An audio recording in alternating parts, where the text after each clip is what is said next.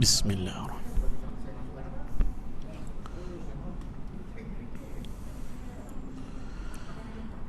A'udzu billahi minasy syaithanir rajim. Bismillahirrahmanirrahim. Assalamualaikum warahmatullahi wabarakatuh. Bismillahirrahmanirrahim. Alhamdulillahi rabbil alamin. Wassalatu wassalamu ala asyrafil anbiya'i wal mursalin wa ala alihi wa sahbihi ajma'in. Alhamdulillahilladzi arsala rasulahu bil huda wa dinil haqq liyuzhirahu 'ala ad-din kullih walau karihal musyrikun. Qala rabbi shrah li sadri wa yassir li amri wahlul 'uqdatam min lisani yafqahu qawli. Qalu subhanaka la ilma lana illa ma 'allamtana innaka antal alimul hakim. Allahumma salli ala sayyidina Muhammad al-fatih lima ughliqa wal khatim lima sabaqa nasiril haqqi bil haqq wal hadi ila siratikal mustaqim wa ala alihi wa sahbihi haqqa qadrihi wa miqdarihil azim. Raditu billahi rabba wa bil islami dina wa bil qur'ani imama wa bi muhammadin nabiyya wa rasula, amma ba'd. Bismillahirrahmanirrahim. Alhamdulillah. Pertama dan selamanya marilah bersama-sama kita merafakkan syukur, sebesar-besar syukur kepada Allah Subhanahu wa taala, kerana dengan izin dan limpah kurnianya, alhamdulillah, Allah Ta'ala masih memberikan kepada kita sedikit nikmat kekuatan, iaitulah nikmat qudrat dan iradat, untuk kita mengharungi sekali lagi 1445 Hijriah. Kita berada pada bulan yang pertama, iaitulah bulan Muharram. Begitu juga dinamakan bulan yang haram lah. 4 bulan di dalam setahun ada yang dinamakan bulan yang haram, Syahrul Haram. 11, 12, 1 dan 7. Bulan 11 Zulqa'dah, bulan 12 Zulhijjah, bulan 1 Muharram. 3 bulan direct, 1 bulan ganjil. Apa bulan ganjil tu? Bulan 7, iaitulah bulan Rejab. Diharamkan di dalam tafsir Ibnu Katsir menyebut, iaitulah sengaja untuk menimbulkan perpecahan, sengaja untuk menimbulkan, kita katakan, pertelingkahan dan juga peperangan. Maka inilah yang dikatakan oleh ulama-ulama, 4 bulan di dalam setahun ini adalah waktu yang diharamkan sama sekali untuk menimbulkan, kita katakan, peperangan. Bukanlah kata di waktu lain tu boleh timbul peperangan, cuma nak katakan 4 bulan ini tadi adalah satu tuntutan yang besar. Macam mana pun jangan sewenang-wenangnya untuk melakukan perpecahan. Jadi alhamdulillah, syukur banyak-banyak Allah Ta'ala berikan kekuatan kepada kita. Umur kita semakin bertambah, bukan lagi lama untuk kita hidup, tetapi makin pendek. Allah Ta'ala kurniakan kepada kita nikmat kudrat dan iradat, iaitulah nikmat kekuatan juga dan juga kehendak kita. Jadi alhamdulillah, sekali lagi, sebulan demi sebulan berlalu dengan begitu cepat, tuan-tuan. Betul tak? Sebulan pejam celik masuk Rejab, masuk Syaban, sekali lagi Ramadan. Mudah-mudahan sampailah, kan, umur kita, usia kita, hayat kita, mudah-mudahan insya-Allah itulah yang terbesar untuk kita temukan. Baik, hadirin hadirat yang dirahmati oleh Allah, kita nak masuk dan sambung pembicaraan berkenaan dengan hukum fiqh kita di dalam kitab yang kita tangguhkan pada bulan yang lalu. Maka niat yang terafdal daripada segala mandi itu, iaitu mandi janabah, nawaitu raf'al hadathil akbari fardan lillahi ta'ala. Paling afdal. Dia merangkumi.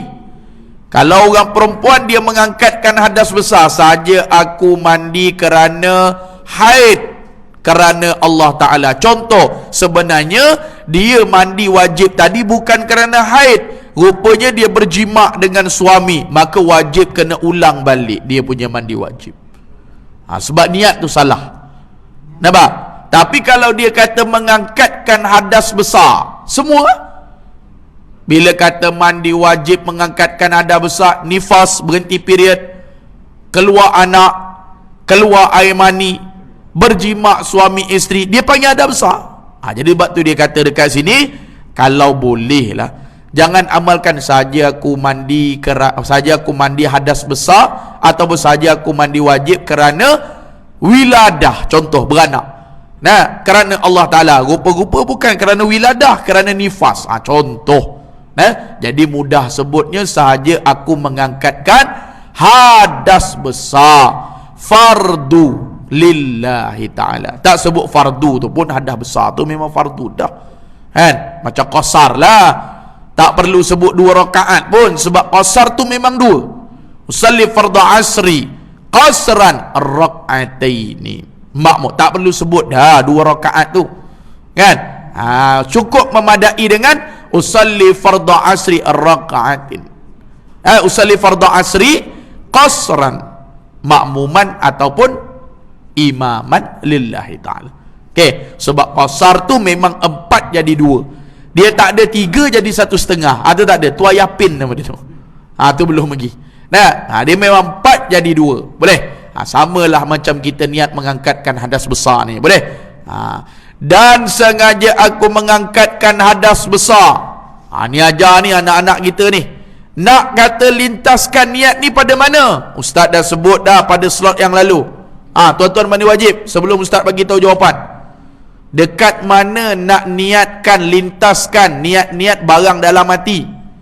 Dekat mana tuan-tuan nak lintaskan dalam hati tuan-tuan? Kalau tuan-tuan baru lepas bergurau dengan isteri, ibu-ibu baru lepas bergurau dengan suami. Bergurau tu faham lah nah? Istilah Ustaz sebut tu. Ataupun baru habis period ibu-ibu, ataupun ayah-ayah bermimpi keluar air mani, ataupun kita katakan bagi orang perempuan bersih daripada nifas 44 hari tu pantang tu. Okey, Ustaz nak tanya, bilakah kita nak lintaskan niat di dalam hati kita tu? Tolong jawab seorang. Jawab seorang. Ulang lagi, kurang asam betul. Punya kuat suara ulang. Okey, tak apa. Dekat mana nak lintaskan hati kita ataupun niat kita ketika kita ni tadi baru lepas bersetubuh dengan bini kita? Contoh. Dekat mana nak lintas? Waktu masuk tandas ke? Waktu buka kepala paip ke? Tolong jawab seorang. Air jarang naik. Air turun atas kepala. Okey. Kalau kata air tu kena dekat kaki Ustaz, boleh tak? Ustaz baru lepas bergurau dengan rumah. Nah, maklumlah kami malam Jumaat orang muda. Malam ni dia sebut pula malam ni pula. Dia pula ajar Ustaz pula. Tak apa. Nah, okey. Katalah sahabat kita kata, abang kita kata, bagus lah.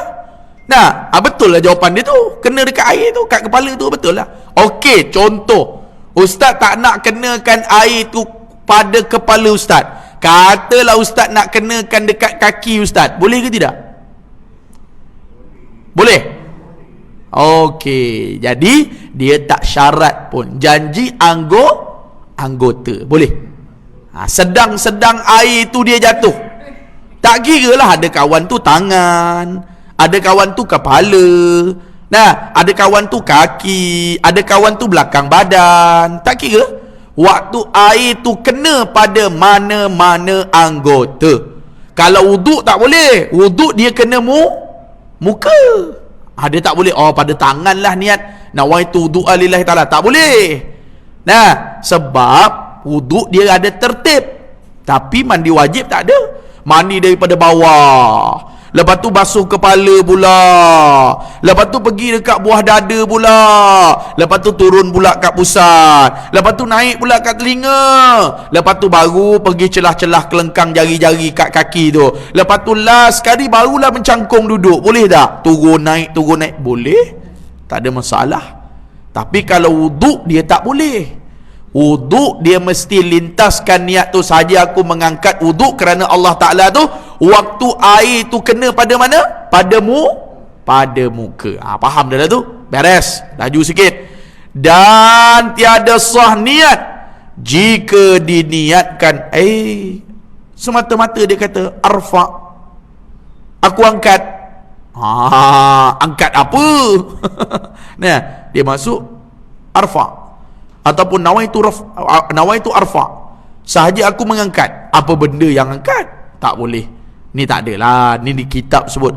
Ataupun tuhur, aku bersuci, tak sah.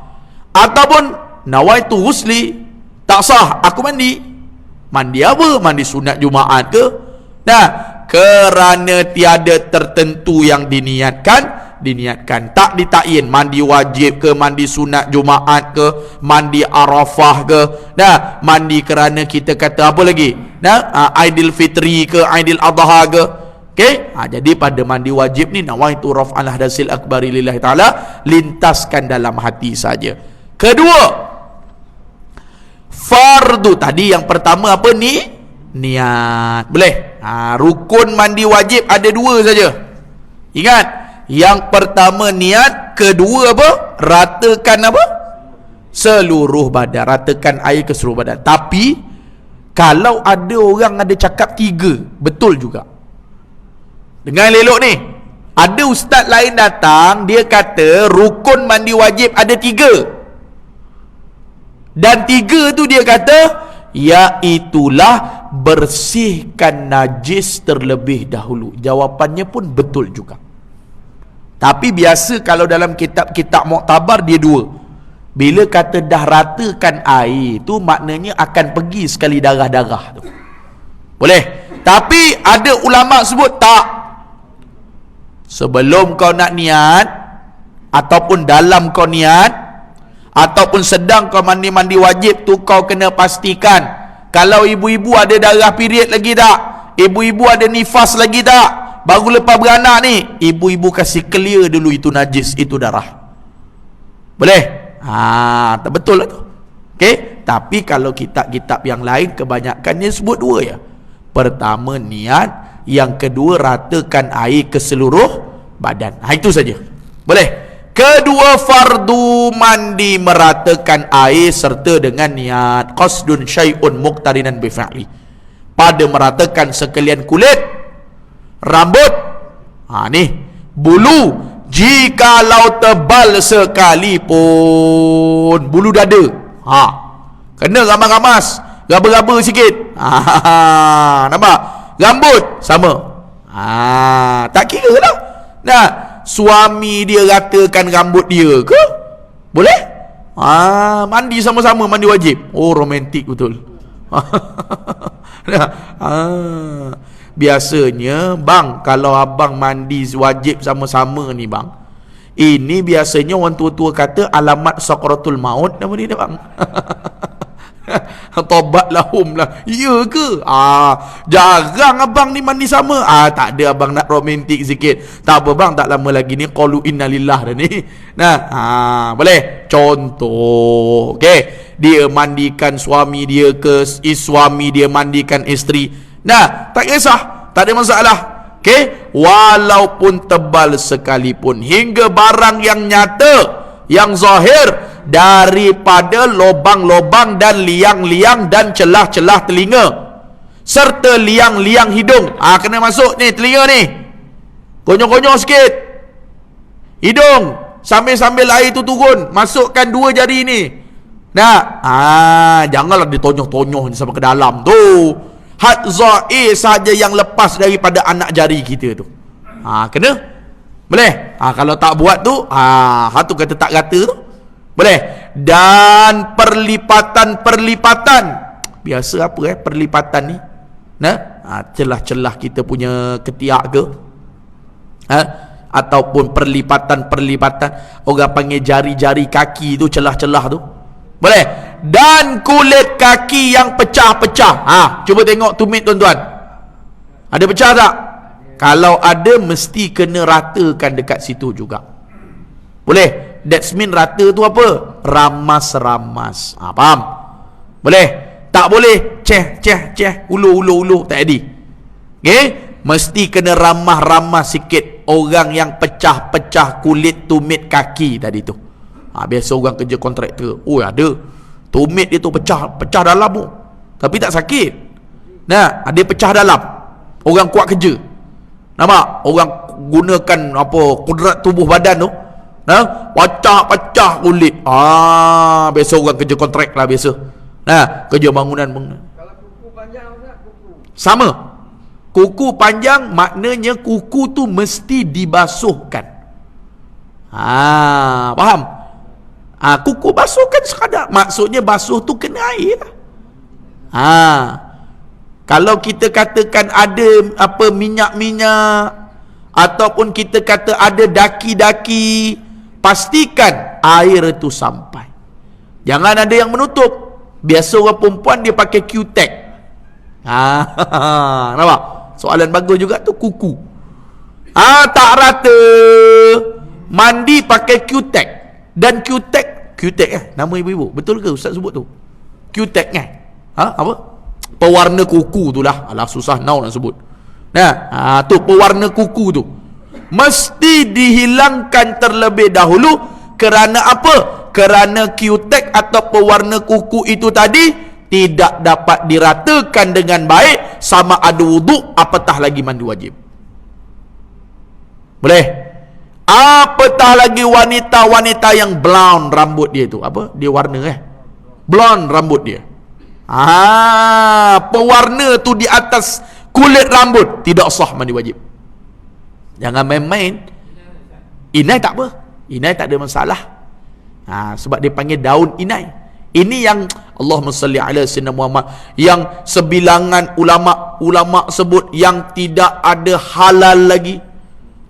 Yang memang kita tahu campur alkohol pula lah.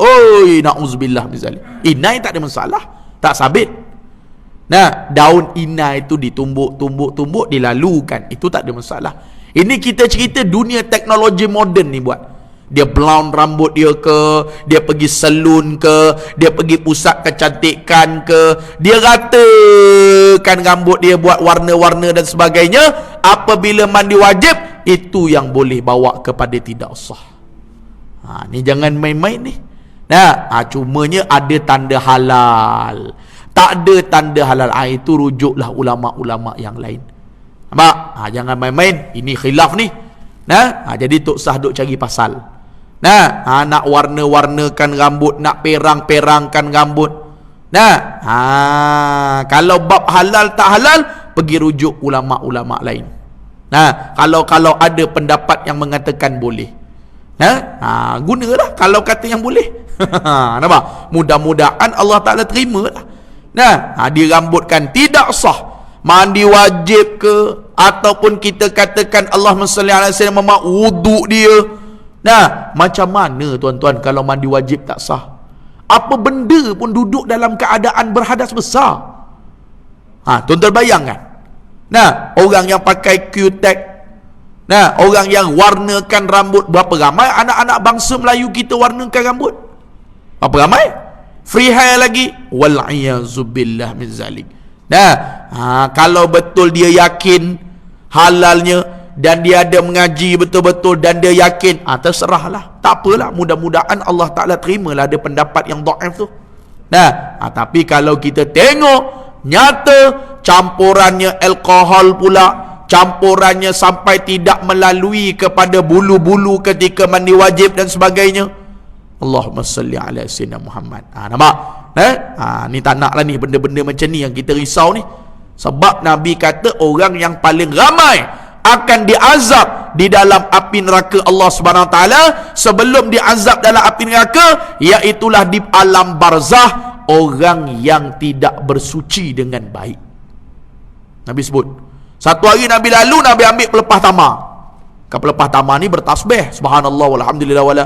Nah, Nabi pergi letak atas satu kubur. Sahabat bertanya, ya Amirul Mukminin Rasulullah, apa kelakuan itu? Di sebelah kanan ini tadi orang yang sedang mendapat nikmat kubur. Allahumma qabrahum raudatun min riyadil jannah. Dia sedang duduk dalam taman-taman syurga. Akan tetapi sebelah kiri ini sedang diazab kerana alam barzah, kerana kuburnya lubang-lubang api neraka Allah. Sahabat bertanya, bagaimana kaifa ya Rasulullah keadaan dia? Kerana atas muka bumi Allah, dia ambil wuduk, dia mandi wajib, dia buat sambil lewa, najis tu masih ada pada batang tubuh dia. Tak kira lah air kencing. Nah, memang pesen mana-mana pergi kencing berdiri. Nah, kencing, pancut balik dekat kita punya seluar, pakai bawa dalam solat. Kalau dah tak ada arah, R&R penuh, nak balik kampung raya Aidilfitri, Aidil Adha, itu lain cerita. Ni tak. Pejabat pun kencing diri, kat rumah pun kencing diri. Memang pesen tak bercangkung kencing. Nah, bukanlah kata kalau tak sihat ke, tak boleh nak lipat lutut ke. Nah, atas toilet bowl tu, toilet bowl yang duduk tu, memang tak. Memang bukan pesen dia daripada dulu. Pergi mana-mana buka zip, kencing macam tu. Ni di antara golongan yang Nabi kata yang akan diazab awal-awal bila mana masuk di alam barzah, iaitulah kerana tidak menjaga tuhurul ain, iaitulah kita katakan dua alat kemaluannya. Mana? Iaitulah farash dan juga zakar.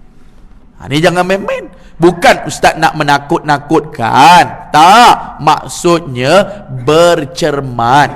Jaga-jaga. Nah, selagi mana tak ada apa-apa halangan dekat rumah kita tu, buka lah elok-elok seluar baju tu. Nah, apa yang nak kalutnya memang dalam bilik air tu, toilet kita, apa nak masalahnya? Memang habit macam tu dah. Tu masalah. Nah, Tok Saruk katalah kadang-kadang kita pergi R&R pun tunggu, ya Allah. Nah, tak keluar-keluar daripada toilet tu, tak tahulah buat apa, berzikir ke apa tu. Nah, lama, ya ampun, kat 15 minit tunggu dia. Tak boleh tahan dah kata. Nah, kena pula Shell tu pula 2 je toilet pula. Petronas tu pula 2 je, 3 je pula. Tak salah ke Shell Petronas tu. Nah, tak boleh tahan. Kencing lah dekat mangkuk tu, tempat berdiri tu. Nah, tapi berhati-hatilah, tiba waktu solat tukarlah kita punya seluar tu. Nah, sampai rumah kita basuhlah. Nah, ni Nabi SAW sebut, jangan main-mainlah. Apatah lagi mak mandi wajib ni. Ya Allah, ya Rabbi, ya Karim. Nah, kadang-kadang ramai yang tak tahu. Pada meratakan segala kulit, rambut, bulu, jikalau tebal. Kalau orang perempuan rambut, kalau orang lelaki tebal dekat mana? Janggut ataupun dada biasanya. Biasanya lah, janggut lah. Hingga barang yang nyata daripada liang telinga, celah-celah, liang hidung, lubang hidung, perlipatan, kulit kaki yang pecah-pecah, sama ada yang luaran ataupun dalaman. Tembak-tembak sikit, ramas lah. Air tu dia jisim yang halus, dia akan pergi punya kalau kita ramas. Kalau tak ramas tu jadi syak sikit tu, dia pergi ke tidak dekat batin pecah-pecah kaki tu. Nah, ramas sikit, tunduk sikit ke, angkat kaki tu sikit. Nah, raba-raba sikit. Dan pusatnya, dan masrabah. Apa masrabah? 2 lubang kemaluan di bawah tu. Boleh? Make sure you, kalau mandi wajib, you bercangkung. Boleh? Make sure you ambil kepala paip, you ambil getah paip, you ambil shower you tu tadi. Okay? Ambil, you cangkung. Cangkung sekejap. Kalau tak boleh juga, macam mana kita duduk untuk berak tu, tu lain.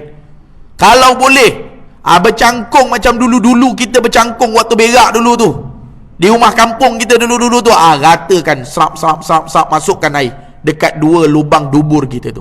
Boleh? Dan di dalam, ni kalau lah orang yang belum berkhitan. Nah, kalau acong baru peluk Islam, Selang 2 bulan pula, contoh mimpi pula acong tu pula berjimak pula dah. Nah, acong bila mau potong, ayo banyak takut tu. Nah, contohlah. Nah, maknanya dia kena sampaikan kepada dalam kulit tadi tu. Boleh. Dan zahir farash. Ni bukan cerita benda lucah ni. Nah, cerita macam mana anak-anak kita ni betul ke tidak mandi wajib ni. Cuba sekali buat tanya. Along, face to face lah, jangan depan orang. Saja Umi nak tanya ni, Abah nak tanya ni. Macam mana mula-mula mandi wajib? Mula-mula. Along niat dekat mana? Alah bah, masuk-masuk toilet tu niat lah bah. Punah ranah habis. Nah, alah abah ni, benda tu pun nak tanya. Tak, abah tadi dalam kelas ustaz tadi. Mula-mula Along niatkan, kalau Along kata Along lepas period, nah, ataupun Along lepas bersama dengan suami Along, ataupun Along baru lepas bersama dengan isteri, abah bukan nak tunjuk pandai saja, nak share. Alah bah, waktu kita orang tu apa, sabun tu lah bah, sabun mula-mula tu habis. Nah, jawab, air tu kena pada mana-mana anggota Along tu. Nah, masa tu Along lintaskan dalam hati, niat je, bukan kena sebut dekat mulut. Nah, Along lintaskan, aku mengangkat hadas besar kerana Allah Ta'ala. Dah, habis.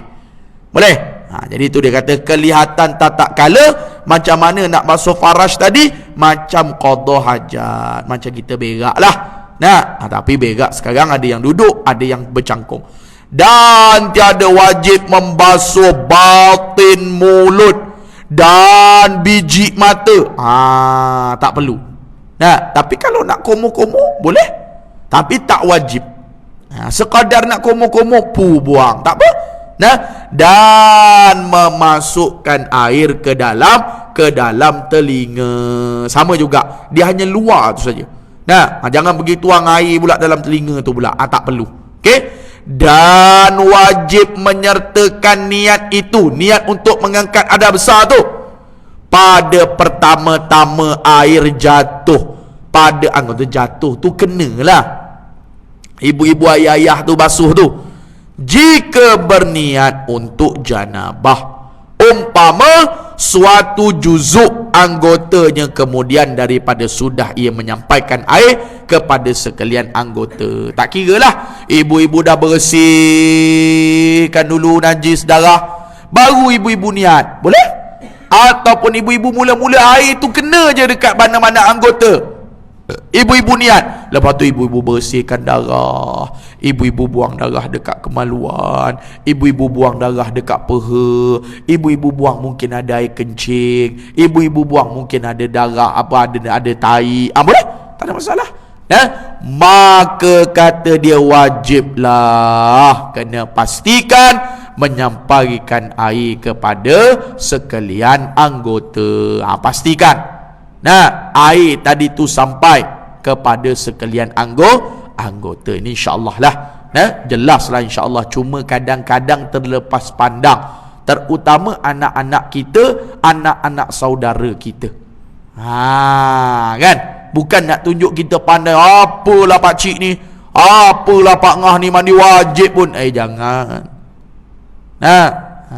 Saya kadang-kadang dapat jemputan kolej-kolej, saya buka soalan. Kolej vokal belakang ni, Batu Tiga ni, ada budak-budak rajin tanya. Saya ada slot sana, kolej vocational, tapi dia tak adalah tanya berdepan, dia hantar kertas. Ustaz, saya bingung lah Ustaz, sebenarnya boleh tak bercakap Ustaz ketika mandi wajib? Dia tanya, Ustaz, macam mana Ustaz sebenar-benarnya mandi wajib? Ustaz ni kata macam ni, Ustaz ni kata macam ni. Ustaz, macam mana Ustaz kalau keluar-keluar daripada toilet tu Ustaz, kita rasa macam tak rata je air tu Ustaz, macam ada je Ustaz. Untuk makluman Ustaz, saya mandi wajib 3 jam setengah saya mandi Ustaz. Ada? Mari datang was-was sebab tak faham. Jangan dia keluar, macam tak rata lah, masuk balik.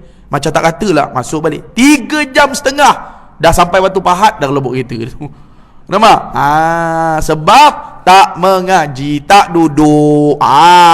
Bila kita dah bagi tahu jelas-jelas, baru faham. Serta muqaranakan niat pada tempat yang terkena air dari terkadang lalai daripada menyampaikan air kepadanya. Kadang-kadang kita terlepas pandang. Nah, jadi pastikan belakang kita ratakan sekadar apa yang kita dapat menggunakan tangan kita. Nah, air shower ke air paip ke air gayung ke, ikutlah. Ratakan sekadar. Dekat mana ibu-ibu boleh pergi tangan kat belakang, ratalah. Itulah dia. Ayah-ayah boleh pergi pula, kat mana rata, itulah dia. Kemudian daripada sudah menyampaikan kepada anggota yang lain, maka apabila dia kata dekat sini boleh jadi batal air semayang apabila dibasuhnya akan dia tempat istinja dengan tiada berlapik. Bila dah angkat adah besar, automatik wuduk sudah ada. Boleh. Tapi syarat di akhir daripada mandi wajib tu, keluar toilet tu jangan pegang pula zakar tu pula. Dah habis mandi dah. Nah, tengah lap-lap tu, alamak, gatal pula Angry Bird tu. Contoh, diramah-ramah pakai tangan tu. Ataupun dubur. Tak boleh lah tu. Itu nanti kalau nak solat balik, kena ambil wuduk balik. Boleh. Tapi mandi wajib elok dah. Mandi wajib, pegang zakar, pegang farash, sambung balik mandi wajib, celah-celah ketiak, celah-celah hidung. Nah, tutup kepala paip, keluar, ambil towel ke ataupun dah memang ada dalam air toilet ke apa, ikutlah. Lap. Elok. Tak ada pegang kemaluan. Nah, zakar, bukan telur, zakar. Telur tak batal, zakar. Nah, zakar ataupun pegang farah, tak ada. Saya memanglah pegang zakar ustaz, lap lah zakar saya, tapi dengan towel lah, tak batal. Maksudnya masih ada wuduk. Nah, ustaz saya memanglah basuh farash saya, kemaluan saya ustaz. Nah, tapi dah lepas mandi wajib tu berlapik lah dengan towel saya. Ibu-ibu ambil telekong terus mayang, tak ada masalah. Boleh. Tapi janganlah dah mandi wajib semua borak-borak pula. Nah, gatal lah pula, digaru-garukannya pula. Nampak? Yang itu kita katakan bahawasanya kalau nak masuk solat balik, ambil wuduk semula. Ni jangan main-main ni. Nah, sebab ramai orang yang tak tahu. Ramai orang tak perasan kena ratakan air tu macam mana, sekadar mana. Kadang-kadang dekat celah-celah pelipat telinga pun tak masuk. Ni azab yang paling perit ni. Disebut. Nah, sebab tu jangan main-main. Ini nak bawa ibadat ni, apa benda pun tak sah. Apa benda pun tak sah kita buat. Jangan main-main. Buat apa, salat, baca Quran, masuk masjid, wal'ayazubillah min zalik. Nah, ya. Okey.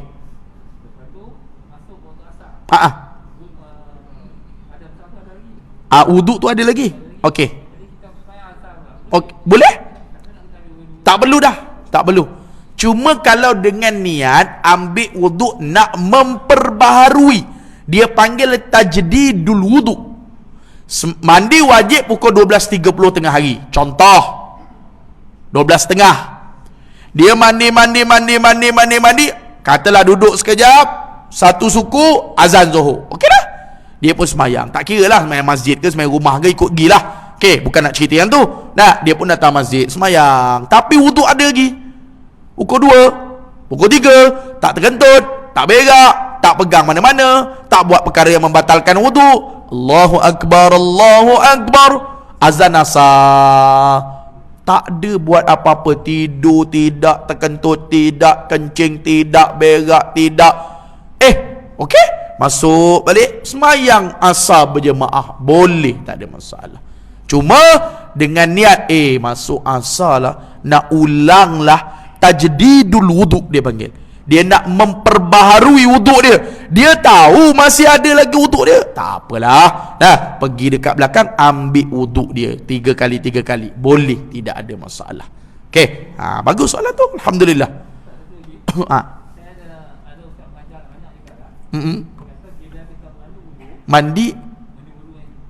Mandi wuduk, mandi hadap besar.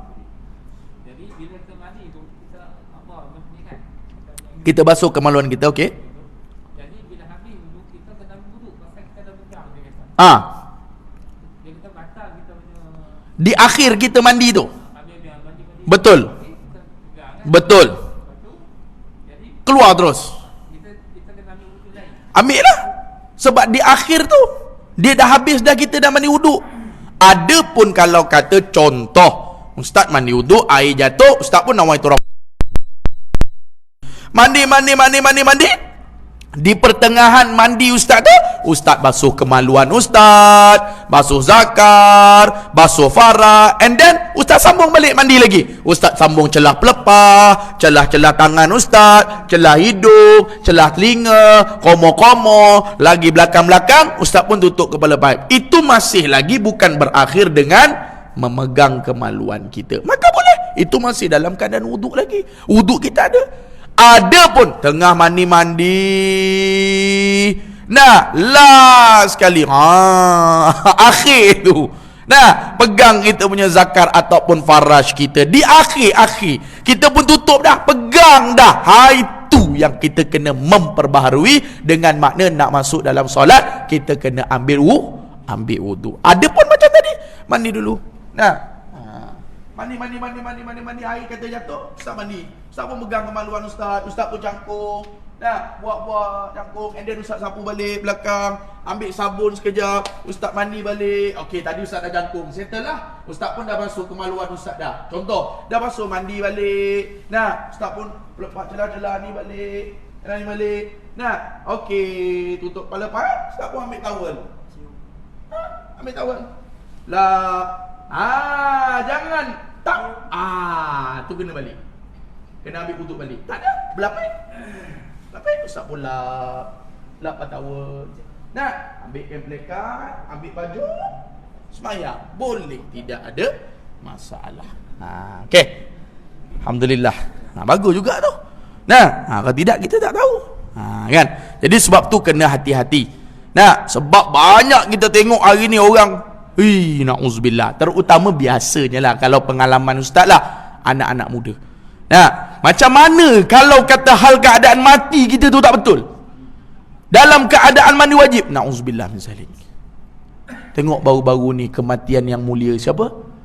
Dekat section berapa tu, surah apa tu, baru ni viral tu, tengah mengajar tu, ustaz apa tu? Ustaz apa? Ustaz apa? Ustaz pun lupa. Ustaz Sobri Ustaz Sobri, ni dekat dengan kita ni kan. Surau apa, ustaz lupa nama surau, section berapa entah, tapi Shah Alam lah dengan kata. Tengok dia punya video, Allahumma salli ala sayyidina Muhammad. Jealous tuan-tuan. Saya wallahi wabillahi watallahi, saya cakap saya jealous. Jealous bukan sebab nak hilangkan nikmat ulama tu, bukan sebab nak hilangkan benci dengan makna nak buang segala kelebihan dia, tak. Itu yang kata jealous, cemburu tu, dengki tu berdosa besar.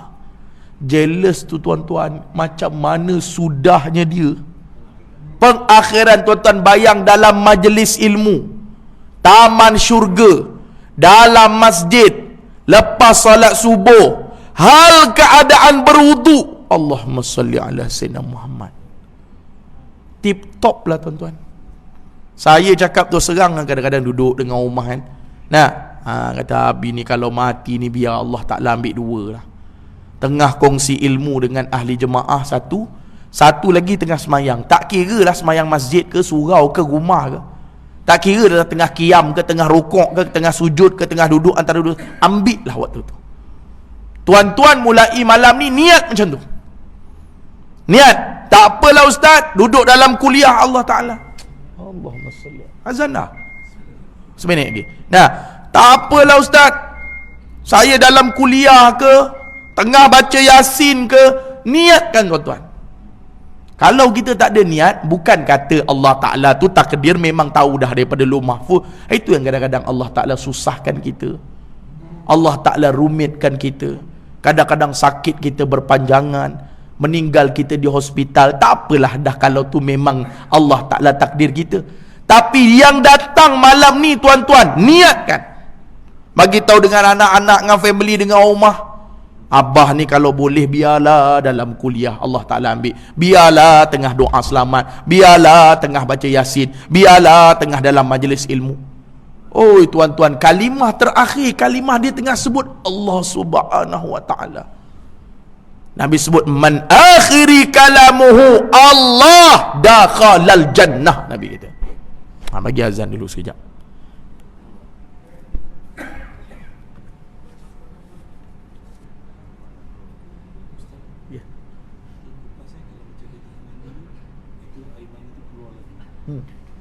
Air mani tu keluar lagi.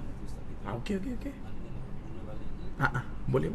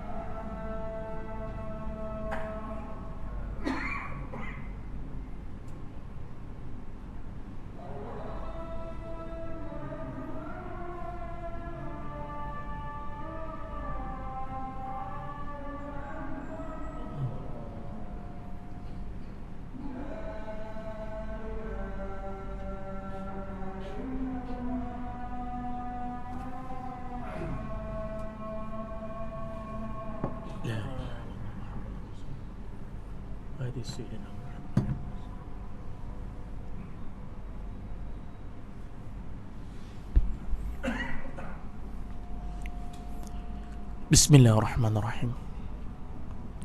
Bismillahirrahmanirrahim. Tuan-tuan yang dirahmati oleh Allah Subhanahu Wa Taala, kita sambung sikit saja lagi tuan-tuan yang dirahmati oleh Allah. Jadi kita tengoklah kematian dia yang cukup orang panggil superb lah, orang panggil tip top lah tuan-tuan. Tak ada dakwa-dakwi lagi dah lah. Nak sebut kalimah terakhir Allah. Meninggal tu yang ustaz dapat maklumat, meninggal tu di masjid tu, bukan di hospital. Doktor sahkan tu di hospital tu yang ustaz dapat maklumat. Tapi mati tu, akhir riwayat tu di meja kuliah majlis ilmu tu, dalam masjid tu mati tu, tengah-tengah duk kuliah tu. Tengok roh dengan jasad dia. Dalam kitab Tazkirah Al-Imam Qurtubi sebut apa? Kan mata dia ikut dia nampak naik atas. Dia tarik. Tu gharah lah tu. Kalau dalam hadis sebut. Kalau tuan-tuan dengar betul-betul. Pisah roh dan jasad. Lepas tu mata dia naik tu. Tu dia tengok roh dia naik tu. Memang ada sabit dalam hadis dalam kitab Tazkirah Al-Imam Qurtubi sebut. Nampak? Tak apalah. Memanglah 70 tetakan pedang di belakang tu Nabi ibaratkan tu. Sakit nak mati tu. Tapi betapa mulianya tuan-tuan yang rahmati oleh Allah. Salat subuh pula, kuliah subuh pula, subhanallah. Sebab tu tuan-tuan yang rahmati oleh Allah, cita-citalah. Biar ada. Kita susah, bukanlah nak kata susah payah. Kita berempah pulah bawa bekal ni tuan-tuan, niat. yang ada dalam kuliah Ustaz malam ni. Niatkan. Tak apalah Ustaz, tak kira lah. Dalam masjid ke pokok pangkal saya dalam majlis ilmu. Ikut pergi rumah orang ada doa selamat ke, ikut rumah orang tengah bertahlil ke, pergi rumah orang tengah baca Yasin ke, pergi rumah orang tengah baca Kahfi ke, pergi rumah orang tuan-tuan yang rahmati oleh Allah baca Baqarah ke, tak kira lah. Biar kesudahan kita tu kesudahan yang husnul khatimah, yang menjadikan kekuatan untuk kita tiru. Cuba, mudah-mudahan Allah Ta'ala jaga kita. Okey? Jadi satu perkara yang baiklah, dalam keadaan kita hari ni dengan maksiatnya, dengan balanya, tapi masih ada lagi yang Allah Ta'ala zahirkan, viral satu dunia. Sahabat saya dulu mengaji di Bangil, dulu di Pasuruan, Surabaya, WhatsApp saya, Pak Ustaz, apa benar ini Pak Ustaz? Nah, apa benar? Nah, kami dapat katanya di Shah Alam. Nah, betul. Dia orang tanya, sahabat-sahabat mengaji di Yala, di Naratiwat, betul ke Ustaz? Hak ni. Nah, dengar kata di Shah Alam. Nah, betul lah tu. Nah, Allah Ta'ala ambil dalam keadaan mulia tuan-tuan. Bukan viral kat Malaysia je, bukan masuk TV ke media sosial kita, satu dunia viral. Ulama permata yang hilang lagi tuan-tuan, dalam keadaan Allah Ta'ala ambil, cukup mulia. Okey? Jadi di akhir daripada kuliah, apa ada pertanyaan daripada live kita. Dia tanya tadi, kita cerita tentang mandi wajib tadi. Dia kata, Ustaz, kalau sedang mandi wajib tu Ustaz, keluar lagi air mani. Dia syarat nak keluar air mani kita yang memandikan wajib kepada kita tu, yang pertama, kita puas atau lega. Itu kena ulang balik. Jarang tengah mandi wajib lagi keluar air mani lagi. Pelik daripada orang tu. Jarang. Itu biasa lebihan air mani suami. Boleh jadi yang tanya tu perempuan, boleh jadi. Tak perlu. Mani, bersihkan saja. Dia rasa puas. Dan yang kedua, ada bau. Bau semacam orang panggil telur tu. Kuning telur ke putih telur tu. Bau tu. Air mani. Ada dua tanda tadi tu. Ya, betul. Kalau tengah mandi wajib tuan, leganya. Tu kena ulang balik mandi wajib tu. Tapi kalau mandi wajib tak ada apa-apa. Tak adalah. Tapi Ustaz, keluarlah Ustaz daripada faras saya ni Ustaz, air mani lagi. Tak perlu untuk mandi wajib. Terus sahaja bersihkan, kita kata, air mani tersebut. Jangan kata tengah mandi, dia bergurau dengan suami dia pukul 5 pagi, husband and wife. Sama ada sebelum ataupun selepas daripada subuh mandi wajib. Settle, beres. Tak ada apa-apa. Pergi office, rasa ada sesuatu keluar daripada farash. Contoh, ni jangan kata mandi ni. Selang berapa tempoh jam dah tu. 3-4 jam ada tu. Pergi toilet, rasa macam lendi lah. Rasa macam tak sedap lah dekat farash ni. Contoh, dia pun pergi dekat toilet, dia buka seluar dalam, dia buka kain, dia tengok betul ada air mani. Adakah dia kena mandi balik, mandi wajib tu dekat office tu dengan sempit-sempit tandasnya tu? Tak perlu. Air mani itu lebihan daripada suami. Kecuali memang dia rasa puasnya, lega. Tanda lega, puas. Tak ada apa-apa yang membuatkan dia. Tak ada merangsang ke apa, tak ada. Kemudian nak kata bau ke, tak ada Ustaz. Saya lepas dah bersetubuh dengan suami saya, dah lah mandi wajib apa semua, semayang subuh, pergi office lah. Tak ada apa-apa pun. Tapi bila dah sampai office, rasa terkeluar, rasa macam ada something, rasa macam ada cecair. Maka saya pun masuk dalam toilet, saya buka seluar dalam saya. Betul, itu ada, kita katakan air mani. Tapi saya tak tahulah Ustaz, itu air mani saya ke ataupun air mani suami saya ke. Tengok ulama sebut, ada tak rasa puas. Keluar air mani tu puas, lega. Maka kata ulama, betul. Kalau memang ada, memang ada tahu di Ustaz. Jimat pukul 5 pagi, pukul 8 pagi baru puas pula. Contohlah. Jaranglah tuan-tuan yang rahmati oleh Allah. Okey? Jadi soalan yang bagus. Walaupun nampak apalah tanya macam tu, jangan. Benda ni berlaku. Nah, jadi mudah-mudahan insya-Allah dia memberi kebaikan kepada kita. Okey. Air. Oh, air dalam tubuh kita tu.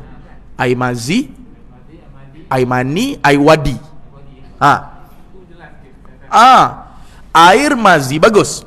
Kalau nak kata air dalam tubuh, tak apalah kita panggil najis tu lah. Nah, air kalau kira air kencing kan, air wadi, air mazi, air mani. Nah, air liur. Okeylah, kita cerita yang biasa kita panggil dalam konteks fiqh kita dalam bab taharah ni.